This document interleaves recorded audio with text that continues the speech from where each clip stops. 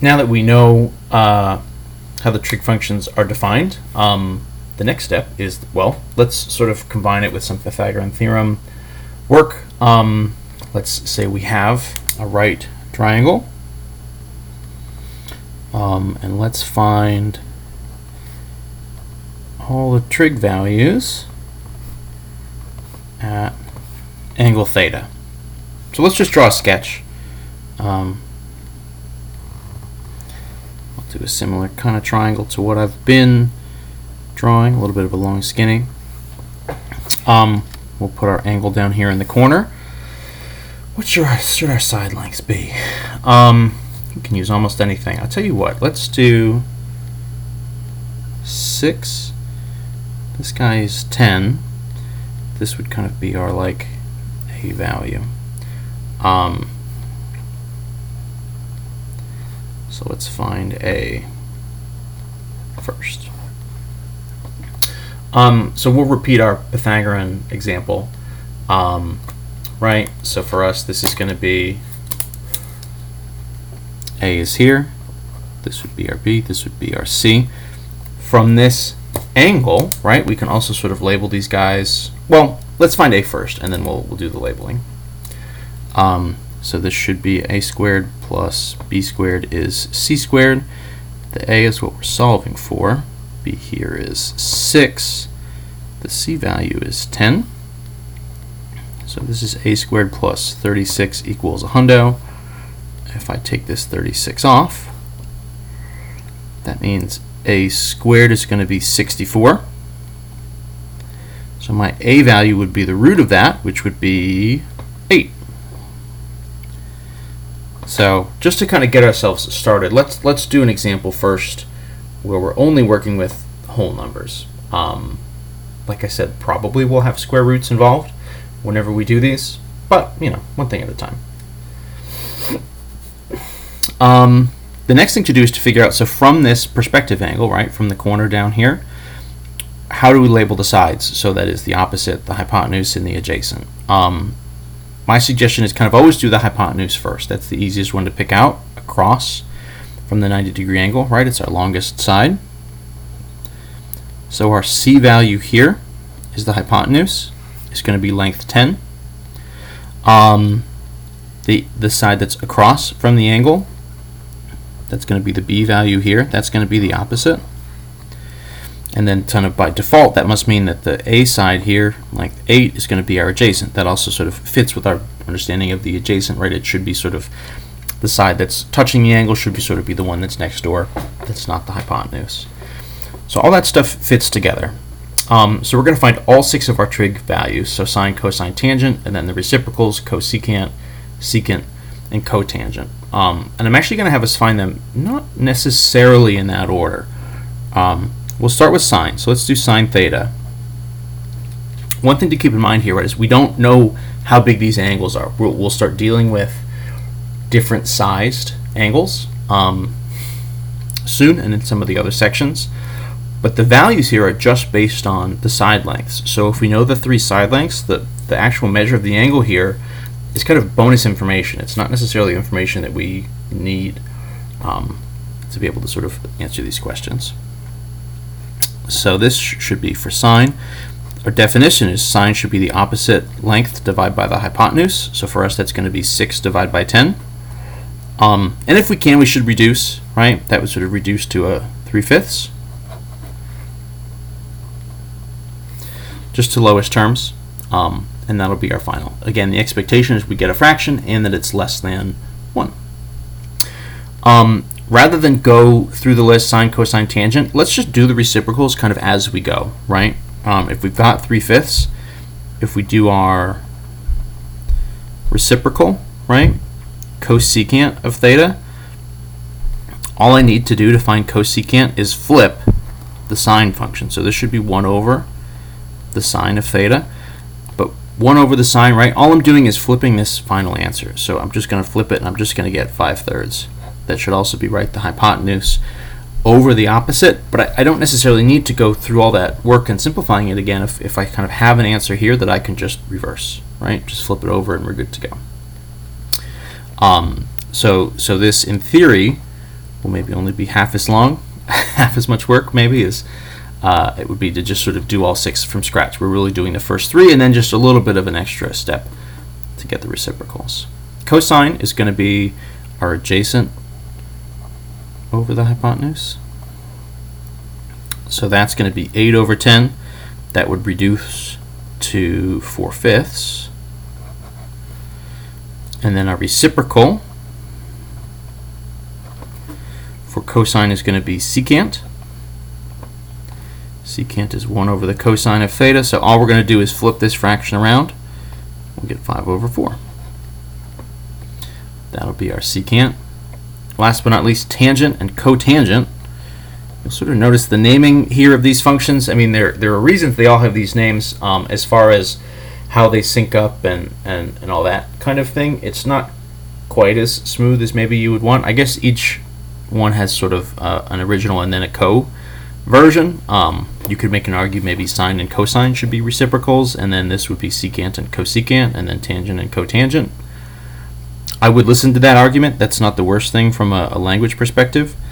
But this is what we're working with, so we'll stick with it. Opposite over adjacent. So what's that going to be? 6 over 8.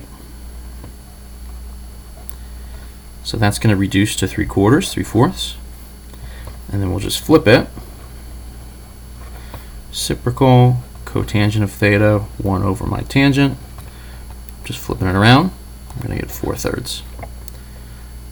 So finding them right is not too much work. We're just sort of making these fractions. If we can reduce them, we should. That's the basics of it, right? Nothing super wild.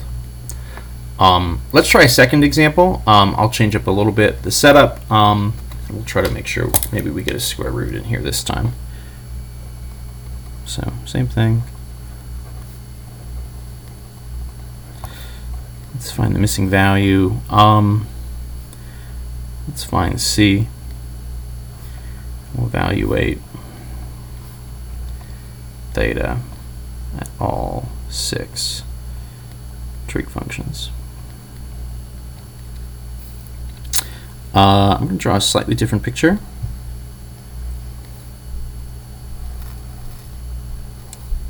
Something kind of like this, and I'm going to throw theta up in the top corner. That's going to have a little bit of an impact on our answer. What did I say? We're missing side C. So what should we call these guys? We'll use kind of smallish numbers. Let's use 1 and 4. Right? Why not? So I'm not trying to have us use 15, 100 kind of stuff. We'll try to keep these numbers down just to sort of help make our lives a little bit easier. So let's find C first, and then we'll run through which is the opposite, which is the adjacent, which is the hypotenuse, and all that stuff. Oh, A and B, again, kind of arbitrarily, what have we been doing? A is on the bottom, right? B is on the side, so we can stick with that. So we're sort of doing this from angle A's perspective. That'll come back. So this is going to be 1 squared plus 4 squared. That would be 1 plus 16, which is 17, is C squared. So what that's going to mean for us is that the value C is just going to be root 17. That's not going to reduce or simplify or anything, right? I mean, there's no squares coming out of there. 17 is a prime, so we're just going to kind of get what we get. But that's okay. We can work with that. It'll make one sort of extra step as we go through these, but we'll sort of cross that bridge as we come to it. So let's label our side lengths. We can kind of see the one that we just did, right? The adjacent was down here, the opposite was here, and the hypotenuse was there. But the thing to keep in mind is that in that problem, that was specifically from the perspective of the angle in this corner. That was sort of our angle B, or like bottom right. If I flip the perspective and I put the angle up here, one thing doesn't change, and that's the hypotenuse is the long side, is side C. So that's fixed. But the relationship of the opposite and the adjacent now are a little bit different. So the opposite is supposed to be across from the angle. So that means that my side length A is the opposite, is down here on the bottom. So then kind of by default, the adjacent is going to be here on the left. And that makes sense because it's touching the angle right? So the positioning there works out. It's just a little bit different than what we did in the last one. So that stuff is super important, right? Which side is which obviously makes a difference. Which side is A, which side is B doesn't really make so much difference, but how we label the opposite and the adjacent depends on what our perspective is. The perspective angle, if it's shifted up to the top, the opposite and the adjacent sort of shift accordingly. So let's run through all these guys. So let's do the same kind of thing, sine, and then we'll flip it and get our cosecant. We'll go through there. So sine theta. So that should be my opposite over my hypotenuse. What are these values? So that's going to be 1 is my opposite, and then my hypotenuse is root 17. So in theory, right, that's a fraction, that's an answer, and yet for some reason I'm still talking about it. And the reason is, in math, we don't necessarily love getting a square root on the bottom, and so what we need to do is this process called rationalizing, which is to get rid of a square root, I need to sort of multiply by the same term, right? Because if I do root of 17 squared, that's going to get me sort of a regular 17. And then the trade-off is I have to, of course, to not just like get a totally different number, I have to multiply by the same value up top. So my final version here is going to be root 17 over 17. So it starts as 1 over the root, but then what happens is when I rationalize it,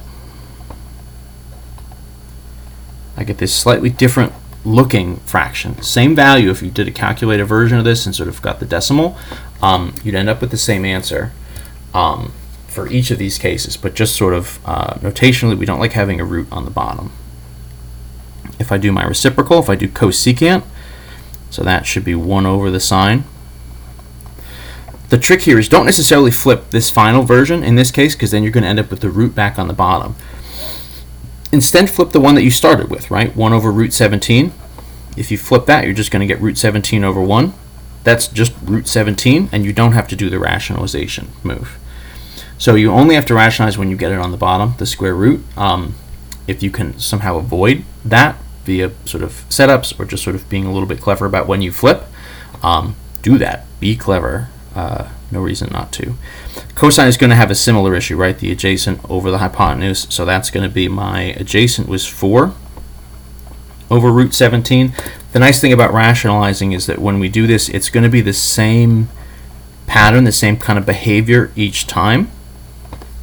So 4 times the root up top, square root squared, is just going to give me this sort of single 17 without the root. So this sort of, again, the trade-off is that you lose the root from the bottom, but you have this sort of extra root that shows up in your numerator. That's kind of the trade-off that we're making. But, that's not an unreasonable deal to do. Next up is our reciprocal, so secant theta. Flip it over.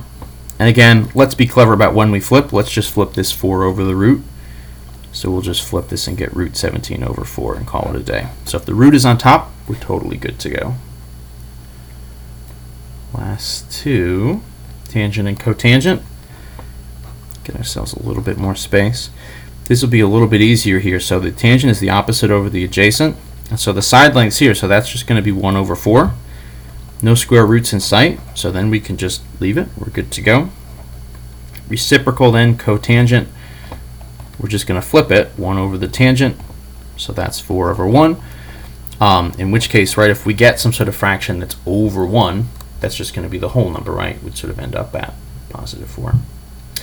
All of our perspective here, if we're just sort of doing this in a right triangle based on the lengths, our lengths here, in some sense, by default for geometric figure, we're thinking of them as positive values.